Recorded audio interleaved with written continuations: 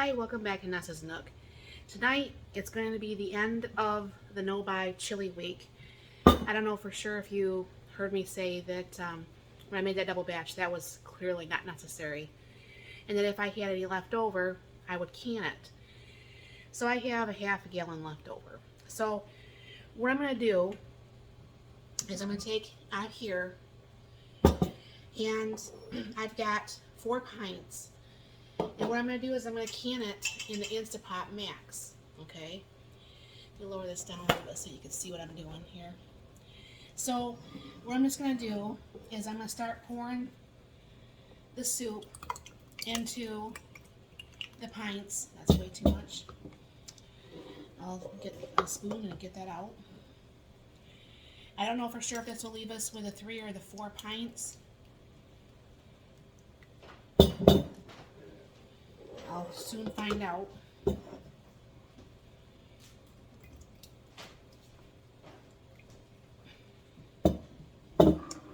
I think that's going to give me the 4 pints. I have to take a little bit out of that one container.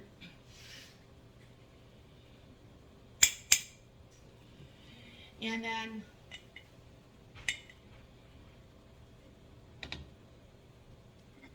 what we'll do is you have to debubble each one of these. And like always, I'm making a really bad mess here. I use my Pampered Chef little scraper thingy to debubble most of the time because it works very well. And as you can see, I got stuff all over the jars. And I have the water and the vinegar already in the Instapot. I think I'm going to take a little bit more out of this one too, compared to that other one that doesn't have as much. Let me do that real quick.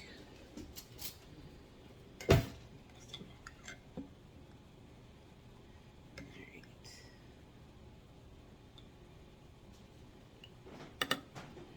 And as I said, I'm not the cleanest cook there ever was, but hey, whatever.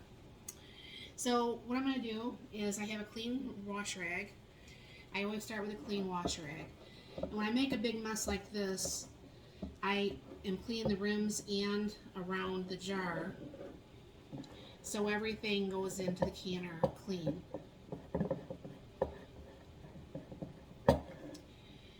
And then while you're doing this, what you're doing is you're checking for any chips in the chips in the rims, or whatever that's really messy. That's not going to make your seals work. Clean that up a little bit. Then you go ahead and put on your bands. Now you don't have to make those warm anymore. And then what you just do is you put this on hand tight on each of them. And now this Instapot here will do 4 pints. It won't do quarts. I did order one of those electric ones from Presto, and they supposedly delivered it the other day.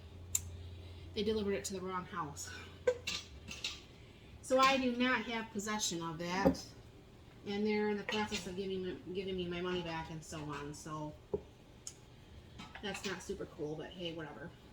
So anyways, what I'll do is I'll bring the camera over here a little bit. And this is only the second time I've ever used this, so it's not like I'm super savvy with this. But I did play around with this a little bit before I got on here. So I have it on pressure cook, and with the pints, you're going to do 70 minutes. I do want venting. It is on high, and it is set up for my area here in Michigan. So what I'm going to go ahead and do is hit start.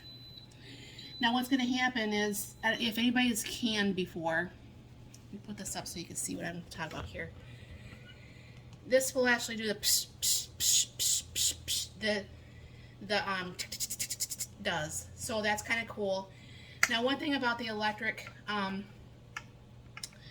pressure canners is that you pretty much, you set this and you pretty much you walk away. The ones on the stovetop, you do have to pay a lot more attention to. It's not hard to do, but some people really fear pressure canners to begin with. So what I'll do is I'll bring you back once this is done. And due to last year's escapade where I burnt myself, I am going to let this set for a little bit before I do actually open this. It won't let you open it anyways. There's a safety valve right here that once it comes to pressure, it's going to pop up, and as long as that's up, you're never going to be able to get the lid off safely. If you do, there's pressure built up and you will extremely burn yourself bad. So what I'll do is I'll get this going here, and like I said, I have it on start. So this no buy week, pretty much, I had everything here. I made a double batch of chili, and I really clearly did not need to. It was just the two of us. That was just silly. I won't do that going forth. And so this will be another 4 meals, either lunches for my husband, or like if we do the chili mac, that's 16 ounces. That's a pint. So, along with what would have cost almost $50, would have cost $27 to buy things right now. But I had everything here, including the tacos and the taco pizza. Everything was here. So I didn't have to buy anything for this week. Plus, it gives me 4 more meals.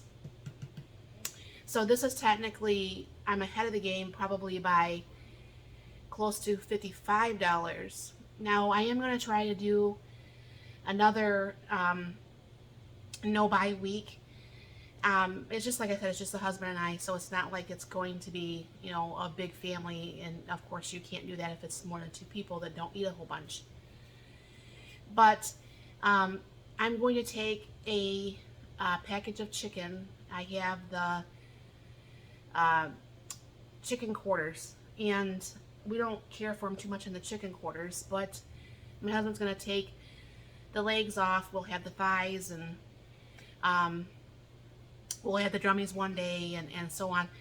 So what I'm going to try to do is see if we can't make chicken meals each day out of the 4.4 pounds of chicken, and then to see what we end up with and see if we can get through the whole week. Like I said, if you have a big family, it's not going to be it's not going to be realistic for you.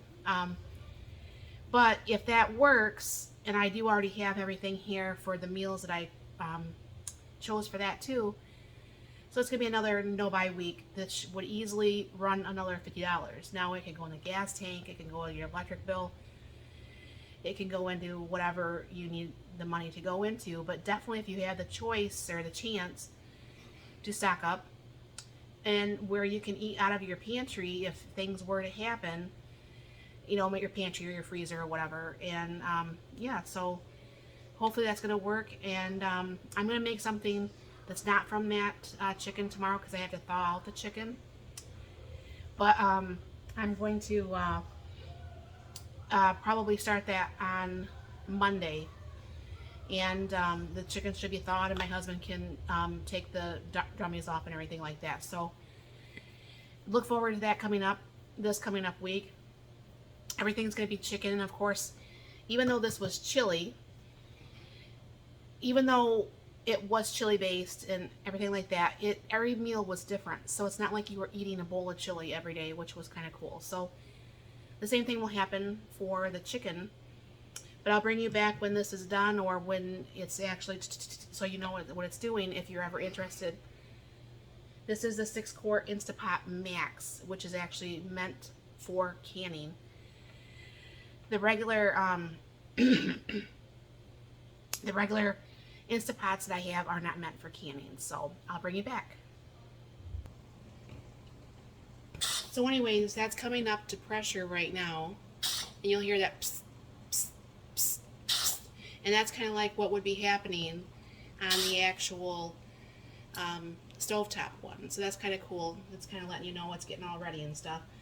It already is at 221 degrees and it's not even done. So yeah, this will work out nice.